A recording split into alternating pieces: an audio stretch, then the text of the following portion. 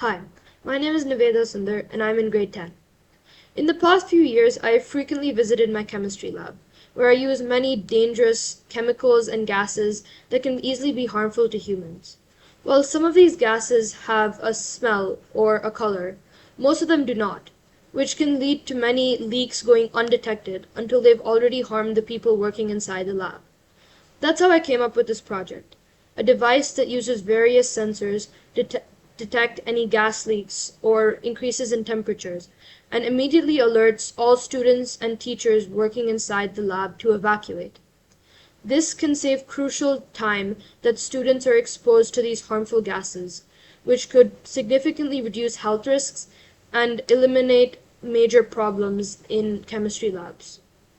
For this project, I have used two ESP32 communication boards. This one is a transmitter, and this one is a receiver. The transmitter has two sensors,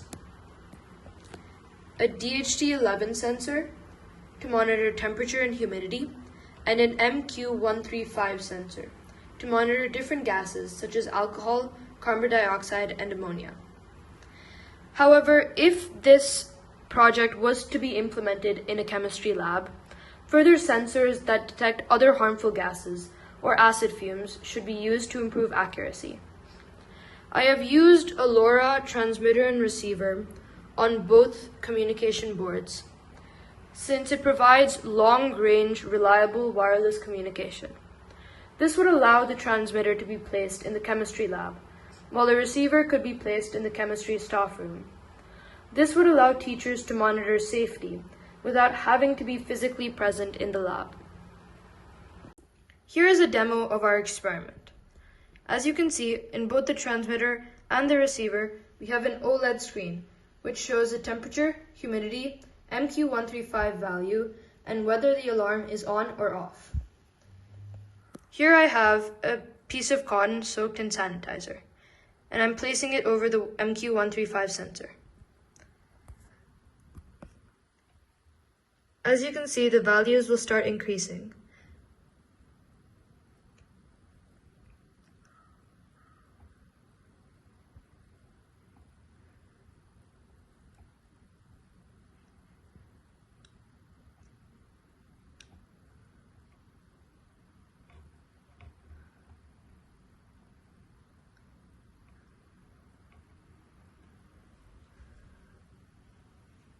Now that the value is above 1,000, which is the threshold I have set for this demo, the alarm is on both the transmitter and the receiver.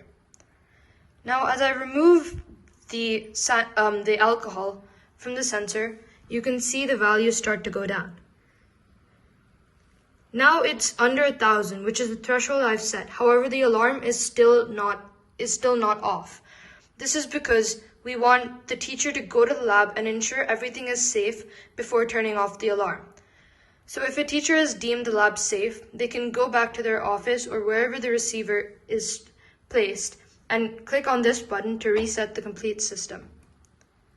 As you can see, the system has been reset and the alarm is off on both the transmitter and receiver. This is the code for the transmitter. We start by defining the libraries that we require and then assigning pin numbers to each of the sensors. Then we initialize the OLED as well as reset and initialize the LoRa. In the loop, we start by listening for incoming packets, since if the button is pressed on the receiver, information needs to be passed over to the transmitter to also reset its system. Next, this part of code ensures that the data is only sent once every few seconds to ensure that the receiver is not overloaded with information. These are the values that I've taken for my demo. These can be changed depending on the conditions of the lab, but right now the alarm will be triggered when the temperature is above 30 degrees centigrade and the MQ135 value is above 1,000. And then finally, this piece of code sends over the information from the transmitter LoRa to the receiver LoRa. And then finally, this piece of code displays all the information we need on the OLED. This is the code for the receiver, Again, we start by including the libraries and defining the pins. And then we again initialize the OLED and the LoRa. In the loop, we start by listening for incoming data, which will allow the receiver to understand and get the information about the temperature, humidity, pollution values, and the alarm state from the transmitter. And then finally, we have the code to display on the OLED in the receiver. Check the button for when the button is pressed to be reset, and extracts float values from the strings sent from below. Thank you.